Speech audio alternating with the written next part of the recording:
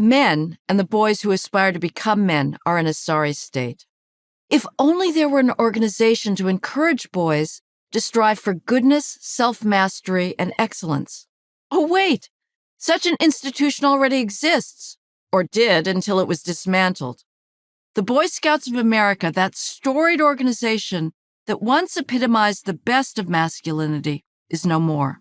It's now Scouts BSA. The word boy has even been expunged from the organization's promotional materials, replaced with the word youth, as in, for more than 100 years, scouting programs have instilled in youth the values found in the Scout Oath. How and why the Boy Scouts have been brought down is a case study in how the progressive left worms its way into an institution and hollows it out until there's nothing left but a shell. The Boy Scouts were an easy target, wholesome, patriotic, and above all, male. Feminist and gay advocacy groups started suing the organization for its failures of inclusivity.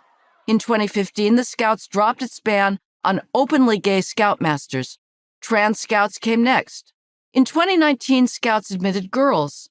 Within short order, the Scouts had hired its first Chief Diversity Officer and Vice President of Diversity and Inclusion. Scout CEO Roger Crone summed up the rebranding perfectly.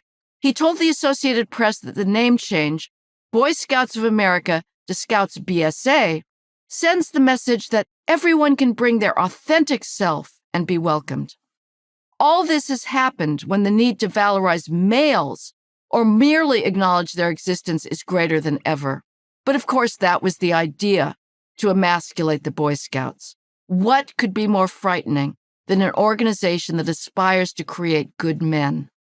The Boy Scouts were founded in the early 20th century.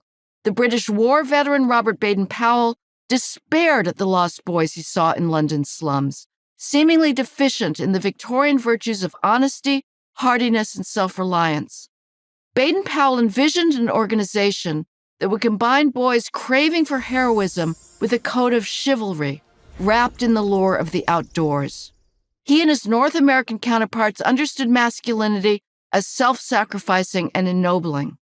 Chief Scout Citizen Theodore Roosevelt reminded the American Boy Scouts in 1915 that manliness in its most rigorous form can and ought to be accompanied by unselfish consideration for the rights and interests of others. The value of an all-boys organization was self-evident to the Boy Scouts founders and to the Scout leaders who followed them. Masculine comradeship underlies males' willingness to undertake military and civic sacrifice.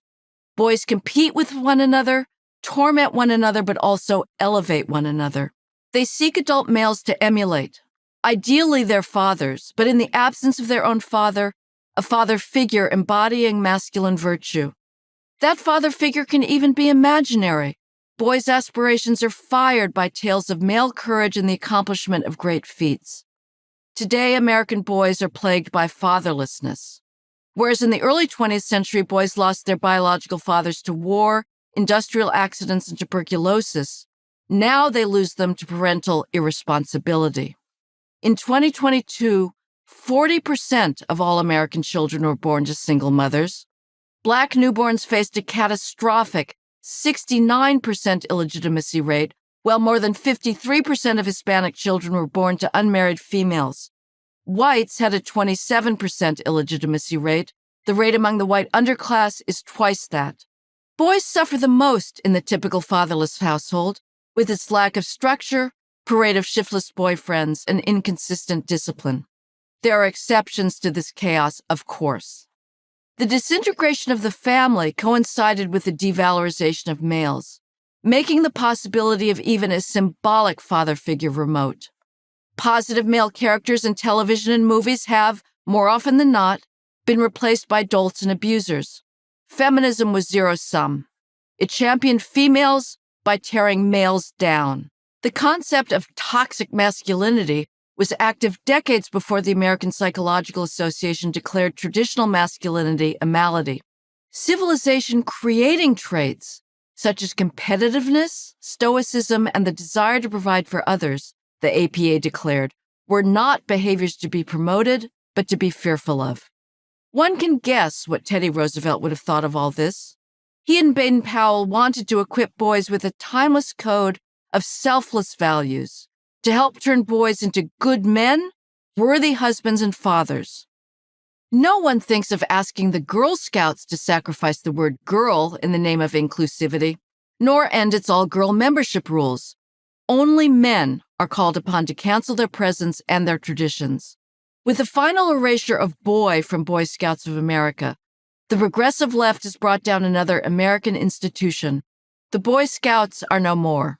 Will they rise again? All it would take is a few good men. I'm Heather McDonald, Thomas W. Smith Fellow at the Manhattan Institute for Prager University.